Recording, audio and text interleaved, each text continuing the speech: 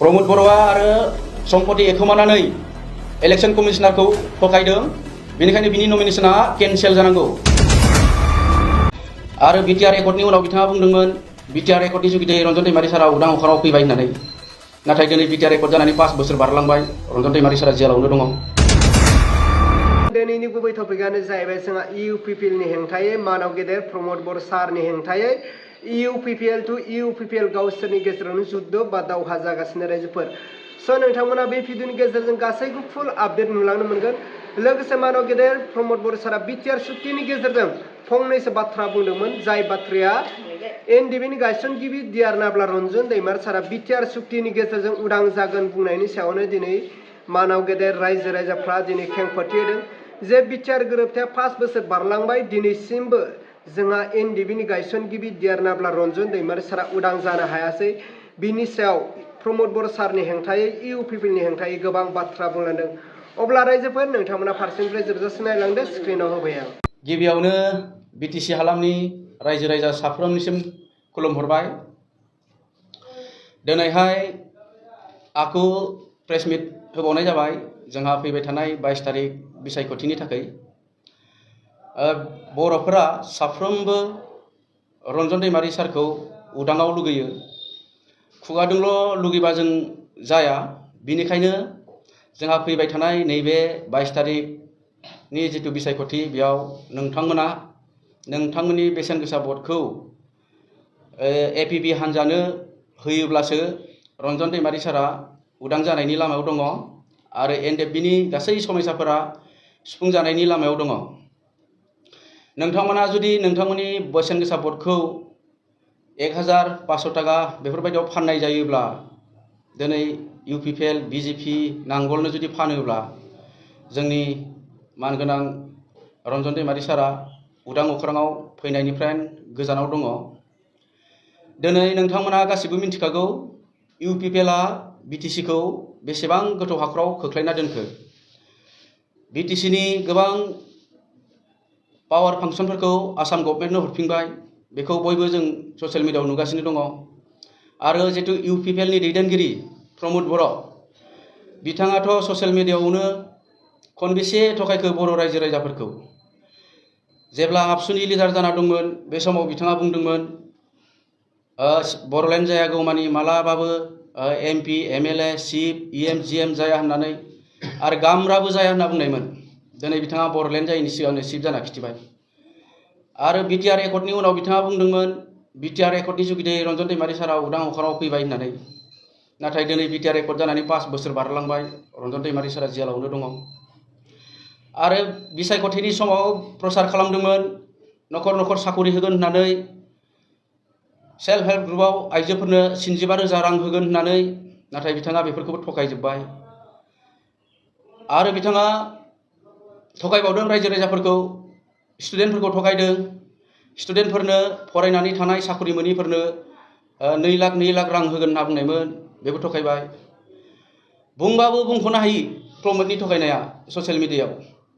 आरो ससियेल मिडियायाव जों नुबाय जे प्रमोद बर'आ बेसेबां रोंगौथि दङ। बिथाङा मोनसे प्रग्रामाव बुंदोंमोन जितु जोंनिया भारतनि उदांस्रि सानाव फिरफिला बिर होयो, बे सानाव बिथाङा बुंदोंमोन भारतआलायनो 1945 मायथाइयाव उदां जादों होननानै। अब्ला बिथाङा जारिमिननि फारसे जेबोखौनो मिन्थिया। दिनै बिथांनि थगायनायखौ रायजो राजाफ्रा नुजोबखाबाय। दा बिथाङा थगायसुलाल' नङा, ओरैबादि लबिया। जोंहा बे दुरन काप जादोंमोन ना, बे दुरन कापआव बिथांखौ नुदों जोङो जोंनि बे आर्मिनि जितु गिदिर कमान्डेन्ट बेखौहा बरायनो थाखाय होदोंमोन। बे बरायनायावबो बिथाङा आर'नाइखौ गावसो सोनानै लादों। दा बेयाव जोंहा ओरैबायदि सोंथि सिखारना फैबाय, बुंदों जे खोनास्लाबाखैमोन बुजिस्लाबाखैमोन होननानै। दा बियो रोंखायो ना रोङा, ना बे आर'नाइखौबो होनो बानानैसो गावसो लाबाय? दा बे सोंथि जानानै दङ। बिथाङा ओरैबायदि लबिया सासे बेक्ति, थगायसुला, बेखौबो रायजोफ्रा गासिबो मिथिखाबाय। बेनिखायनो नोंथांमोना नोंथांमोननि बेसेन गोसा भटखौ बेबाराव ट्रेक्टरनि सावगारियाव होयोब्ला गोबां खैफोदाव फैगोन बर'फ्रा। दिनै जों नुखाबाय बिटिआर एकर्ड जानायनि उनाव जोंहा BTCआव माखासे इभिक्सन खालामजाबाय, माखासे इभिक्सननि नटिस फैबाय, आरो फेक इनकाउन्टार खालामजाबाय। बेबायदि जोंहा ट्रेक्टर सरकार फैनानै बेबायदि गोबां समस्या जाबाय। बेनिखायनो खावलायदों नोंथांमोना बे बारनि जिहेतु बिसायख'थि बेयाव नोंथांमोना नोंथांमोननि बेसेन गोसा भटखौ ड्राम्पारनि सावगारियाव होदो आरो देरहासार खालामदो आरो बर'फोरनि माखासे समस्याफ्रा जेन जोबो आरो जेलाव थानाय माखासे दैदेनगिरिफोर दङ बिथांमोना जेन गबोयो आरो माखासे मुंख्लंफोरा मार्टियार्सनि फैसा मोनाखै बिथांमोनाबो जेन मोनो। बिनि थाखाय आं गुरैयै खावलायबाय नोंथांमोना नैबे 22 तारिखआव फैबाय थानाय बिसायख'थिखौ ड्राम्पारनि सावगारियाव भटखौ होनानै देरहासार खालामदो एपिपिखौ।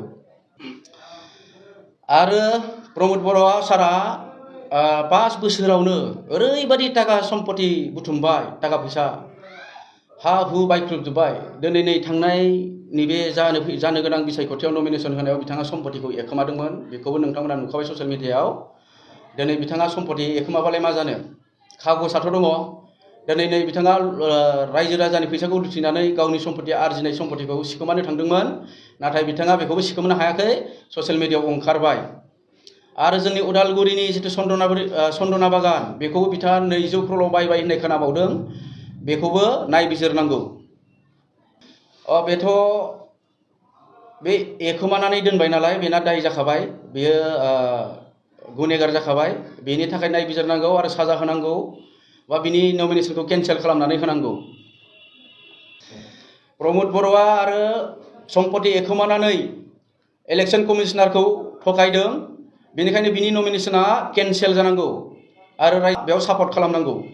अब्ला मानाव गेदेर रायजो राजा आरो लोगो नोंथांमोना थारैनो नुखाबाय नङा होनब्ला रायजो राजाफोरनि बाथ्रा जे मानाव गेदेर प्रमद बर' सारनि हेंथायै लोगोसे रन्जन दैमारि सारा बिटिआर गोरोबथानि उनाव उदां जानांगौनि सायाव मा बाथ्रा फोरमायखो नोंथांमोना फारसेनिफ्राय नुनानै खोनाजोब्बाय नङा होनब्ला। दा बिनि बेलायाव नोंथांमोना मा कमेन्ट खालामहरो नोंथांमोना कमेन्टनि गेजेरजों फोरमायहर।